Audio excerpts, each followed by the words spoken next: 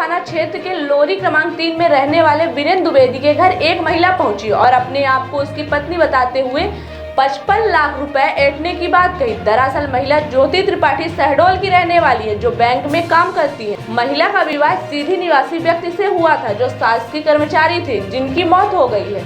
तो महिला को बैंक में नौकरी मिल गई और खासा पैसे भी मिलते हैं। इसी दौरान गढ़ थाना क्षेत्र के लोरी के रहने वाले वीरेंद्र द्विवेदी की मुलाकात ज्योति त्रिपाठी से हुई और दोनों के बीच नजदीकियां बढ़ी। ज्योति ने बताया कि उनके एक बेटा है और वह विधवा है, लेकिन वीरेंद्र द्विवेदी मोटी रकम खाते में देखकर स्वीकार करते हुए कानूनी तौर पर शादी रचा ली। साथ ही हिंदू रीति रिवाज के साथ ही शहडोल में विवाह किया। इस दौरान वीरेंद्र द्विवेदी महिला से 55 लाख रुपए ऐंठ लिए और साथ ही कुछ दिन पहले ही वर्ना कार भी खरीद लिया। शादी के 3 साल बाद वीरेंद्र द्विवेदी घर से पारिवारिक कार्यक्रम होने का बहाना बनाकर लौरी आया और यहां दूसरी शादी रचा ली। जब कई दिनों से महिला से संपर्क नहीं हुआ तो महिला मोबाइल में चेक किया तो देखा कि घर परिवार के लोग स्टेटस में वीरेंद्र द्विवेदी की शादी की फोटो लगा रखी, जिसे देखते ही महिला के पैरों तले जमीन खिसक गई। अपना सब कुछ खो चुकी महिला लोरी गांव पहुंची तो परिजनों ने ताला बंद कर अंदर जाने से रोक दिया। महिला आप दरवाजे पे बैठकर पति का इंतजार कर रही हैं। आप भी सुनिए किस तरह से एक विधवा महिला को ठगी का शिकार बनाया गया। अब उसे दरवाजे दरवाजे भटकने के लिए मजबूर किया जा रहा है। मेरा नाम ज्योति त्रिपाठी है, मैं शहडोल से हूँ। ये मैं अपने पति मेरी शादी वीरेंद्र कुमार द्विवेदी से हुई है, जिनके मैं घर गांव में लोहरी क्रमांक 3 में मैं आई हुई हूँ। मेरे पति ने मेरे साथ बहुत बड़ा धोखा किया है। ये मेरे साथ 2019 से मैं इनसे सबसे पहली बार मिली थी बैंक में, क्योंकि मैं बैंक में जॉब करती हूँ।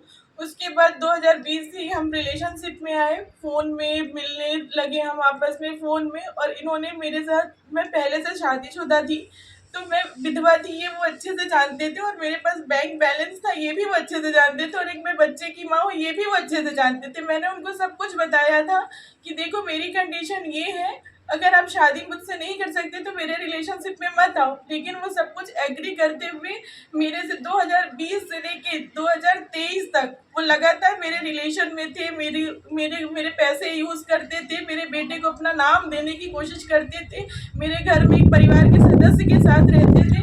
और फिर जब ये सब हुआ तो मैंने बोला कि अगर ये सब है तो फिर आप उन्होंने मेरे पास शादी का प्रपोजल रखा और बोला मैंने अपने घर में सबको बता दिया है, बस आप एक विधवा हो इसलिए थोड़ा सा टाइम लगेगा, लेकिन सबको पता है और सारे लोग तुमको खुद घर लेके जाएंगे। और सब लोगों ने मुझे एक्सेप्ट किया अपने घर से, बस ये दिखाया नहीं कि मैं विधवा हूँ। इसलिए फिर 25 जून 2023 को पूरे हिंदू रीति रिवाज से मेरी शादी त्रिपुर सुंदरी मंदिर जबलपुर में हुई, जिसका रजिस्ट्रेशन नगर निगम से है। और हम फिर शहडोल आ गए और शहडोल में पूरे कागज डॉक्यूमेंट के साथ मेरे आधार कार्ड में पति वीरेंद्र कुमार द्विवेदी और मेरा रजिस्ट्रेशन, मेरी फ़ोटो, और मेरी शादी में 150 से 200 लोग थे। विधिवत मेरी हिंदू रीति रिवाज से शादी हुई और वो भी कानूनी तौर पे हम दोनों बालिग हैं।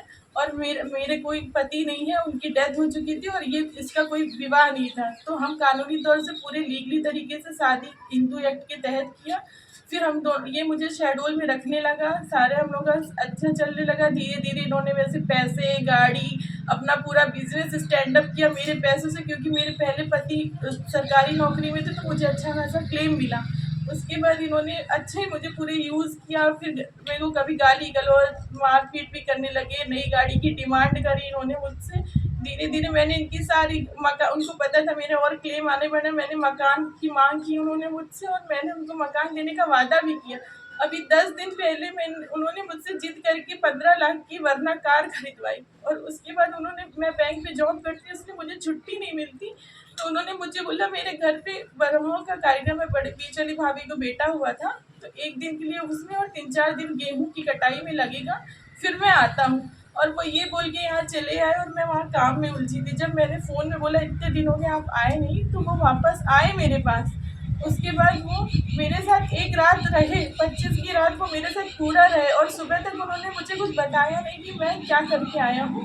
जब 25 की सुबह इनकी मम्मी भाभी लोगों ने स्टेटस लगाया फ़ोन पे, व्हाट्सएप पे, और खुद भी उनके पैरों में महावर और सारी चीज़ें थी, तो मैंने उनसे पूछना चाहा तभी पे वो मुकर गए। फिर जब सारी चीज़ें मैंने उनकी व्हाट्सएप पे देखी, तब उन्होंने बोला हाँ मेरी शादी करके आया हूँ दूसरी 20 अप्रैल को और 18 अप्रैल को मेरा तिलक था। फिर उन्होंने हम दोनों वो मेरे साथ मारपीट किए, मुझे बहुत मारा, झगड़ा किया।